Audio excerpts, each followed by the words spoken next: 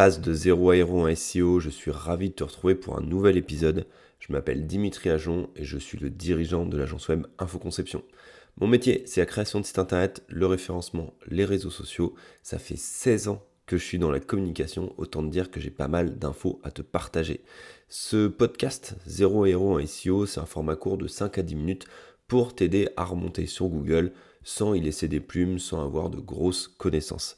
Donc si tu kiffes le format, si tu kiffes l'épisode, n'hésite pas à t'abonner, à mettre une note sur la plateforme de ton choix, Spotify, Apple Podcasts, Deezer, même sur YouTube, à aller faire un petit tour dans les commentaires, ça fera super plaisir. Et ça me permettra, pourquoi pas, de te répondre. D'ailleurs, si tu veux me contacter, n'hésite pas sur LinkedIn, sur Instagram, tu tapes dimitri.jon et tu me retrouves.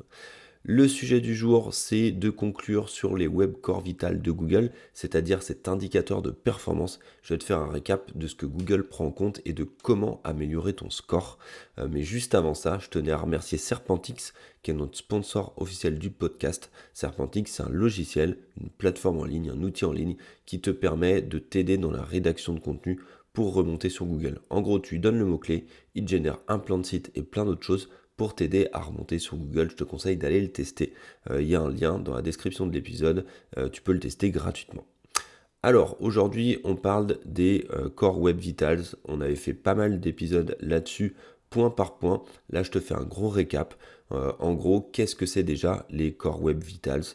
C'est trois indicateurs, c'est ça, c'est trois indicateurs que Google va te donner pour suivre la performance de ton site internet. Tu as le LCP, tu as le INP et tu as le CLS. On va revoir ça ensemble. C'est des petits indicateurs que tu vas retrouver dans les performances sur Google PageSpeed Insight. Du coup, le LCP. LCP, c'est Largesse Content Full Paint, avec mon anglais dégoûtant, je suis désolé. En gros, c'est le temps de chargement du premier élément visible, le plus gros. Quand tu charges ta page sur Internet, le premier élément qui charge, le plus gros qui charge, en combien de temps il est visible. Normalement, ça doit être inférieur à 2,5 secondes. Ça, c'est ton LCP. Et on va voir comment l'optimiser derrière. Ensuite, tu as l'INP.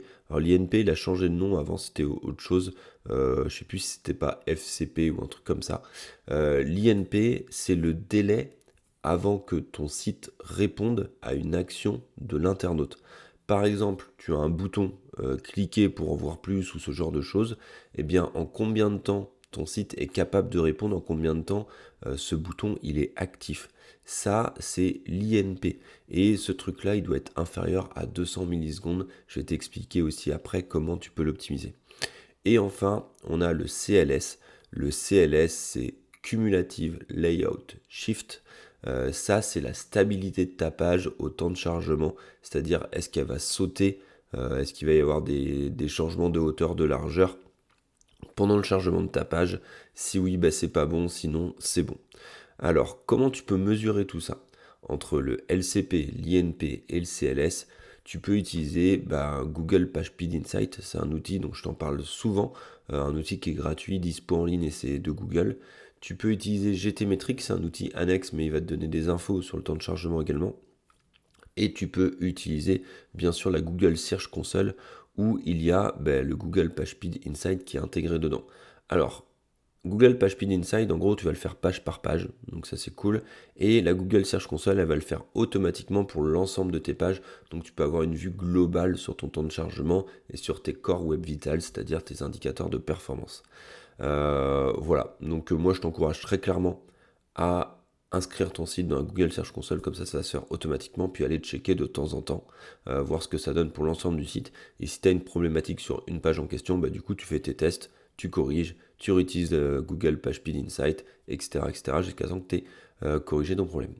Mais là, aujourd'hui, ce que je voulais te dire, c'est comment tu peux améliorer tout ça. Donc je reprends mon LCP, mon NP et mon CLS. Pour le LCP, ce qui compte énormément, c'est le format de tes images. Est-ce que tu as bien un format d'image en WebP, qui est un format léger? Et est-ce que la taille de tes images, elle est OK par rapport à l'endroit où tu vas les afficher? Il ne faut pas que tes images soient trop grandes par rapport à l'encart où elles vont être affichées. Voilà, ça c'est important. Deuxième point, ça va être de supprimer tout ce qui va être ressources JavaScript et CSS, donc c'est des langages de programmation, hein. Le JavaScript c'est pour les animations globalement et le CSS c'est pour la mise en page, eh bien il faut supprimer un maximum de programmation qui est inutile au chargement de ton site internet. Je te donne un exemple, ton site internet, eh bien tu as ta page d'accueil qui se charge et dans le même fichier de programmation, tu vas charger des informations qui concernent ta page contact alors que tu es sur la page d'accueil. Donc clairement, c'est de la programmation dont tu n'as pas besoin sur la page d'accueil. Donc là, il faut peut-être voir avec ton technicien, ton développeur web, pour qu'il fasse un split de programmation et qu'il vérifie que le site charge uniquement la programmation dont il a besoin sur la page en question. Donc ça, c'est les deux points clés pour améliorer le LCP, c'est optimiser tes images et faire attention à bien supprimer la programmation qui sert à rien au chargement de ta page. Deuxième facteur, l'INP, donc c'était interaction to next point, donc c'est le fait que on peut cliquer vite sur ton site et qu'il réagit vite. Ça, pour l'améliorer, il n'y a pas de secret, il faut réduire à nouveau les ressources en JavaScript, donc c'est les trucs d'animation, le langage de programmation qui fait de l'animation, de la fonctionnalité. Il faut essayer de le mimifier, c'est-à-dire de le rendre le plus léger possible, ce fichier de programmation. Donc il y a des outils qui existent pour faire ça, par exemple si tu es sur WordPress, tu vas sur WP Rocket, tu vas sur Fastest Cache ou tu vas sur plein d'autres extensions qui permettent de gérer les temps de chargement, et bien du coup tu auras une case mimifier, donc c'est-à-dire réduire le code JavaScript, le code JS. Et bien ça, faut pas hésiter à l'utiliser pour améliorer ton temps de chargement. Ensuite, il faut que tu évites bien sûr les animations qui vont être lourdes. Donc bien sûr, tu peux mimifier ton fichier de JavaScript, mais si tu fais des animations qui sont énormes en temps de chargement, donc avec, je sais pas, des gros, pas des sliders, mais des gros fondus, des animations à chaque élément de ta page, bien sûr que ça va nécessiter de la programmation et bien sûr que ça va alourdir ton fichier JavaScript et donc le temps de chargement. Donc peut-être que le premier truc à faire aussi, c'est d'aller vérifier sur ton site si tu n'as pas mis des animations dans tous les sens et peut-être réduire le nombre d'animations pour essayer de réduire le temps de chargement de ton site internet. Et ensuite, ce que tu peux faire, souvent ce qui se passe aussi sur les sites, sur WordPress, sur PrestaShop, etc., c'est d'aller vérifier que tu n'as pas des plugins, simplement, des petites extensions qui augmentent le temps de chargement parce qu'ils apportent une fonctionnalité où finalement tu n'en as peut-être pas besoin. Je te donne un exemple tout bête d'un truc qui augmente un temps de chargement, le fait d'intégrer les réseaux sociaux en bas de page systématiquement. Par exemple, tu vas intégrer ta page Instagram, tu vas intégrer ta page Facebook en bas de ton site web, et bien du coup, tu vas alourdir l'ensemble de toutes les pages de ton site internet. C'est une très mauvaise idée. C'est typiquement des extensions qui servent à pas grand chose, puisque de toute manière, le rôle d'un site, et je le répéterai jamais assez, n'est pas d'envoyer du trafic vers les réseaux sociaux, mais par contre, c'est le but des réseaux sociaux d'envoyer du trafic vers ton site pour convertir derrière. Bref, la parenthèse est refermée.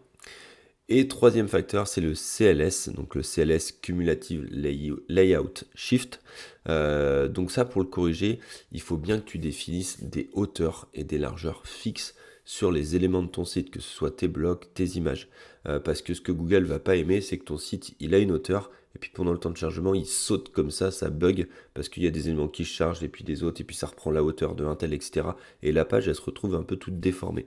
Donc il faut ajouter des hauteurs et des largeurs fixes sur ton site internet, sur chaque élément pour éviter que ça saute. Faut éviter de charger aussi tout ce qui va être des choses supplémentaires. Par exemple, la publicité. C'est tout bête, mais les pubs, ne serait-ce même que de Google, si tu utilises la régie de publicité Google, la Google AdSense, Google AdSense, pardon. Si tu utilises ça et que tu fais de l'affichage dynamique, eh bien, il va casser un petit peu la hauteur et la largeur de ton site au temps de chargement. Donc, ça va être nul pour ton temps de chargement, pour ton CLS et pour tes Web Core Vitals. Donc, je t'encourage à éviter tout ce qui est chargement dynamique. Voilà, puis évite d'injecter des codes comme ça, comme un bourrin.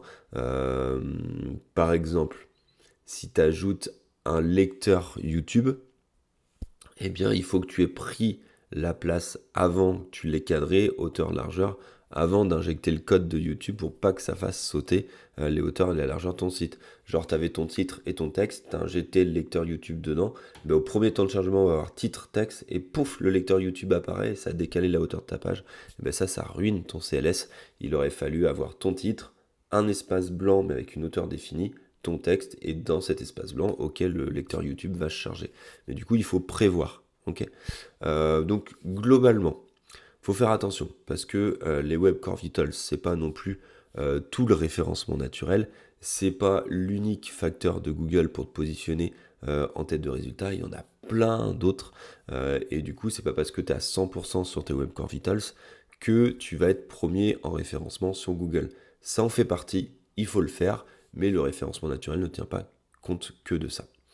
Globalement, ce que Google veut, lui, c'est que tu aies un site qui soit rapide et qui soit agréable à utiliser. Et tant que tu te dirigeras automatiquement, nativement vers ça, c'est-à-dire pas trop de plugins sur ton site, c'est-à-dire de ne pas mettre des choses qui cassent la navigation, etc., et que ce soit agréable, et bien du coup, tu as de grandes chances que tes Web Core Vitals, elles soient par défaut déjà bonnes, mais tu peux les tester dans Google PageSpeed ou dans la Search Console. Voilà, j'espère que j'ai été clair. Si tu as des questions, n'hésite pas à venir me les poser en privé. Tu m'envoies un message sur LinkedIn, sur Instagram, et puis j'essaie de répondre à tout le monde de toute façon. Voilà, si tu as kiffé, abonne-toi, mets une note, mets un commentaire. Vraiment, ça fait plaisir et ça permet de voir que l'épisode il est écouté et que tu as appris quelque chose. Moi, je prends une demi-heure par jour à peu près pour te livrer cet épisode. Tu dois prendre 5 à 10 minutes pour l'écouter. Bah, essaye de pousser le truc, prends quelques secondes pour mettre une note, ça me fera super plaisir, ou un petit commentaire. Voilà, on se retrouve bientôt pour un prochain épisode. D'ici là, prends soin de toi SEO. À la prochaine. Ciao!